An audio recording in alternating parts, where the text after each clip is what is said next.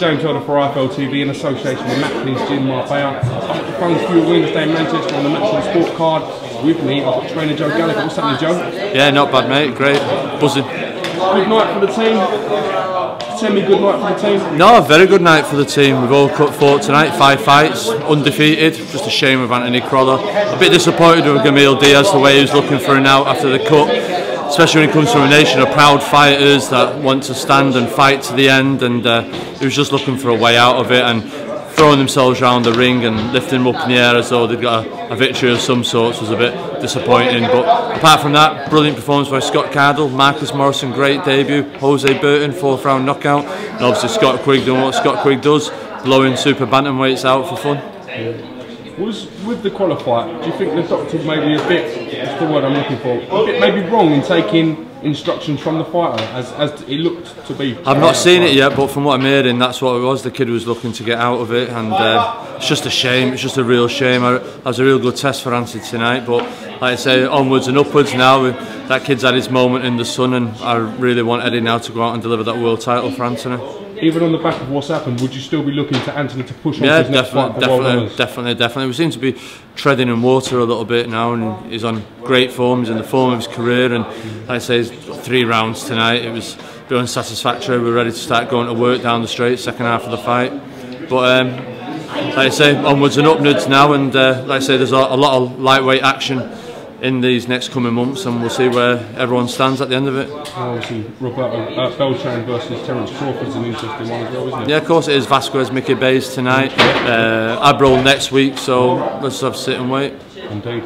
And also Santa Cruz is tonight as well, so that'll be a good one. Indeed. The way Scott Quigg's done a job today, does that send out a message to the other super bantamweights? Well, yeah, listen, people can say, oh, he was only a bantamweight, but Santa Cruz fought him and did him in 6, we did him in 3.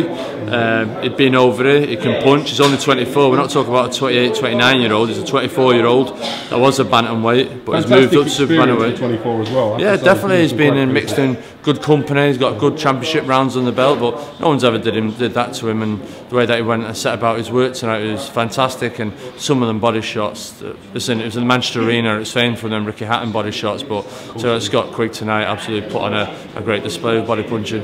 How confident are you that we can see Scott Quigg, Carl Frampton, potentially as maybe Scott Quigg's next fight? Well, listen, I'm as confident as confident can be, but that's not down to me. Scott Quigg wants it, Carl Frampton wants it. Carl Frampton said he'd come to Manchester for it. I know he's got a mandatory with Chris Avalos. If he fights him, we'll have a fight, and I've said this week in the local papers here in Manchester, there's no reason why that can't happen at Old Trafford, Easter, May next year.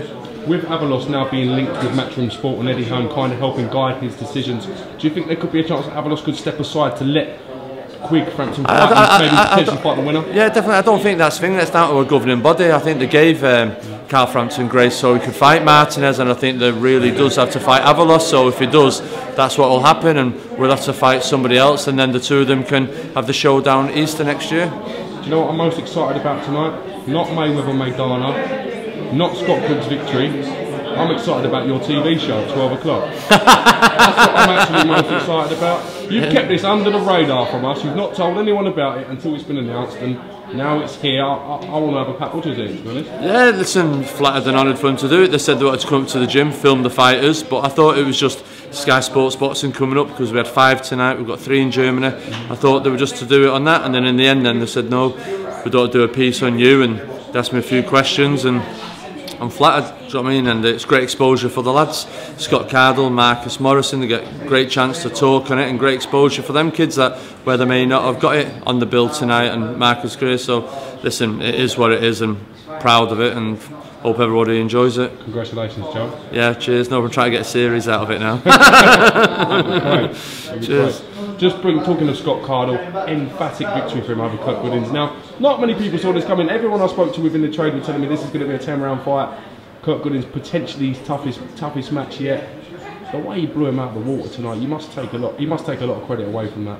Yeah, listen, Scott Cardle was always confident. Scott Cardle's been straining out the leash to fight and getting a big fight. It was his 16th fight, and it was time to let him off the leash. He came out, started well, threw some good shots, but listen, he committed himself too soon, and the shots we've been working on, we got him off really quick, and once he dropped him, I shouted at Cardle, go for the kill, because Goddins was on unsteady legs still, and I wanted him to go in and finish the job while we had the opportunity, because we knew how good a fighter Goddins was, that we couldn't let him back into the fight. How important is it that when a fighter seems to be rocked, that the guys read the fight right and know when to go in and let the punches go? Oh, listen, they're under instruction. Sometimes it looks like they're gone, but I'll tell them not to go or when to go. And tonight it was seriously, listen, let it go, let all guns go, and go for it. And if he punched himself out, well, he did. But Goddins was on unsteady legs, and I knew it was hurt from a headshot, and he had to get in there and do it while he could with 2 minutes left in the round. I think Goodin's pride was hurt more than anything, to be honest.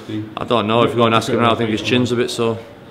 Well, can't argue with him. Yeah. Can't argue with him, to be honest.